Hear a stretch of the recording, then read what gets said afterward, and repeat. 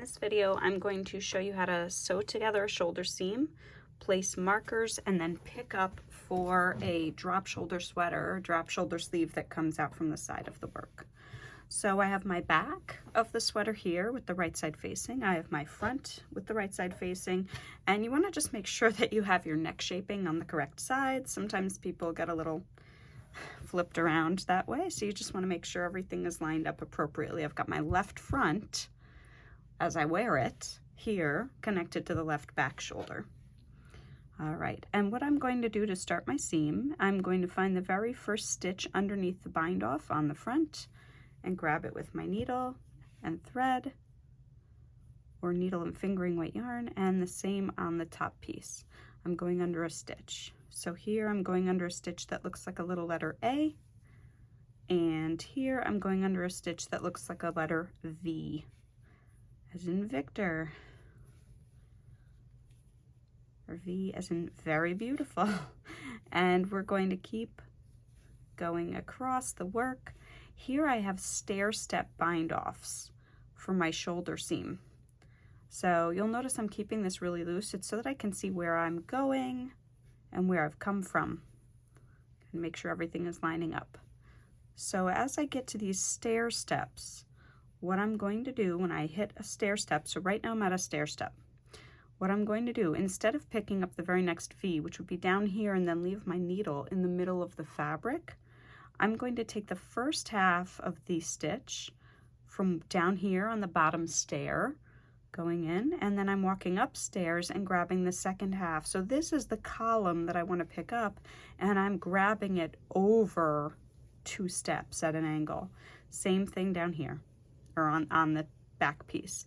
I come in this way. If I were to just grab the whole V, my needle's hanging in midair, or in the middle of the sweater, I should say. So here I'm taking the half of the V, and the other half comes way up here.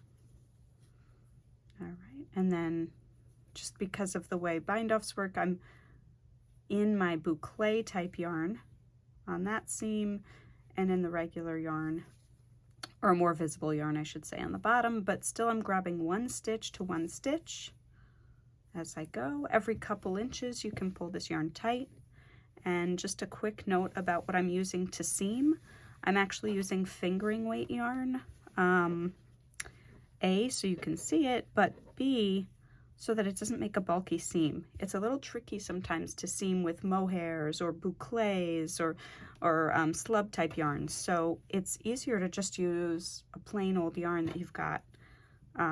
In the case of this sweater, I have so many different yarns to choose from. I could have used, you know, like a fingering weight wool and mohair, or I'm sorry, wool and linen that I had in here. That would have been fine to seam with. Something strong. You want to use something strong. So anyway, we're going to finish that seam. Again, when you get to a stair step, which I'm at now, you take half a stitch from the bottom step and the second half of the stitch. So this is the column. I'm taking this half from the lower stair and this half from the upper stair. Same here, I'm taking 1 half of the stitch from here and then coming at an angle and taking the second half from the other stair step. And that bridges the gap of the curve of the stair step. It kind of creates that angle.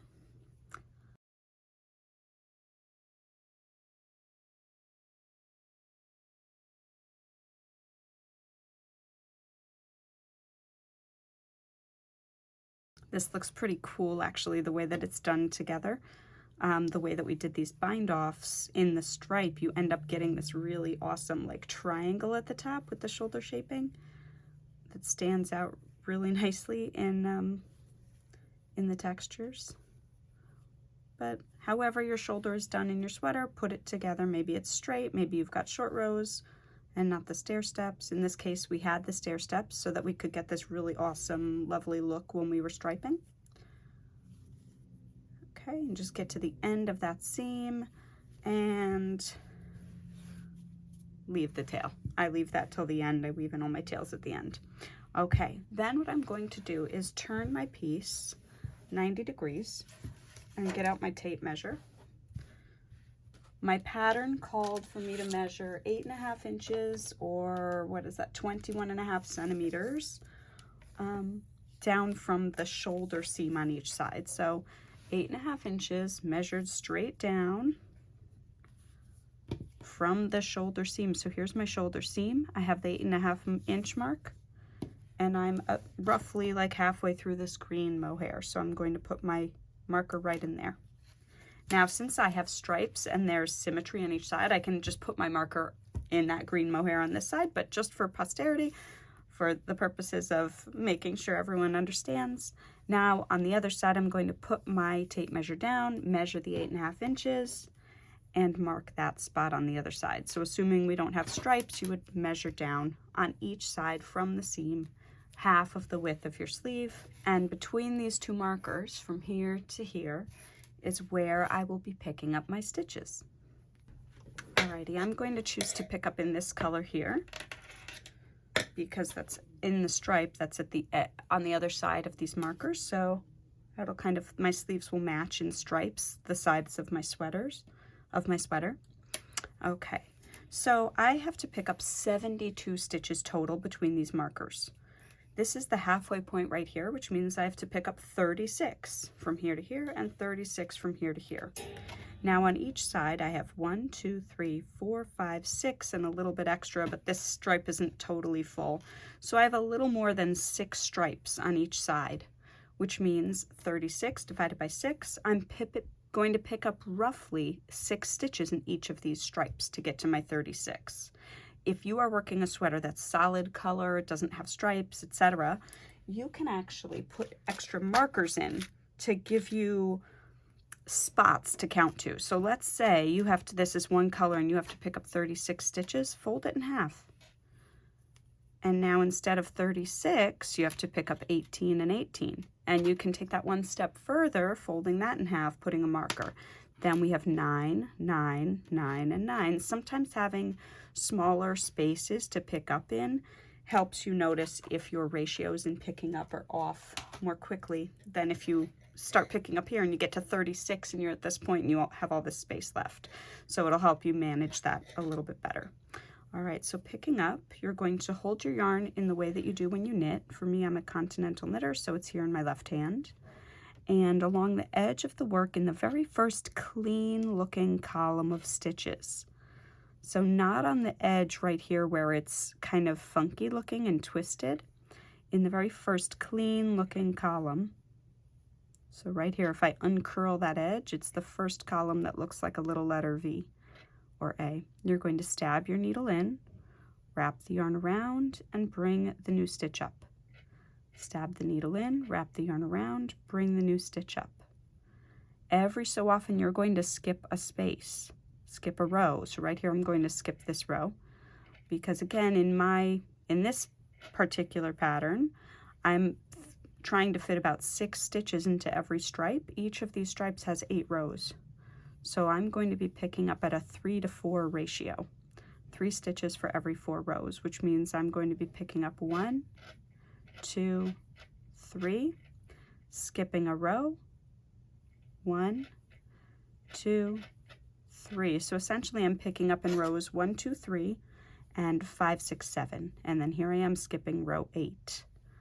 Your ratio may be different depending on your row gauge and stitch pattern, but 1, 2, 3, skip, 1, 2, 3, skip. But this is what I've got going on for my pattern here.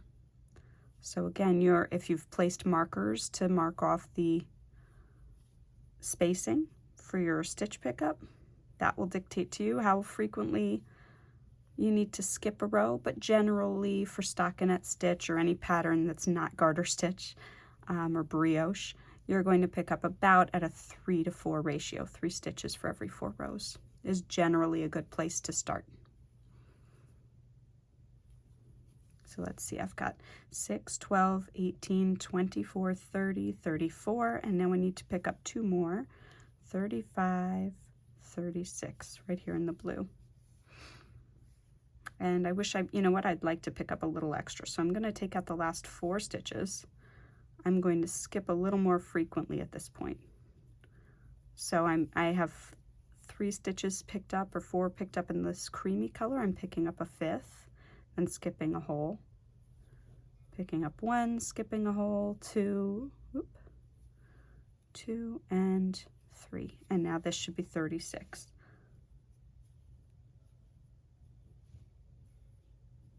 36. Beautiful. And now I'm going to repeat that on the other side. So I picked up 3 in this blue, so I'm going to do the same on this side. It doesn't have to be perfect, you know, it doesn't have to be exactly the same as what you did on the other side. You just want to make sure you get that stitch count. Like if you had to fudge a little, don't worry about making it exactly the same fudge on the other side. But here we go, 1, 2, 3, skip. In my normal stripes, I can just pick up those 6 stitches.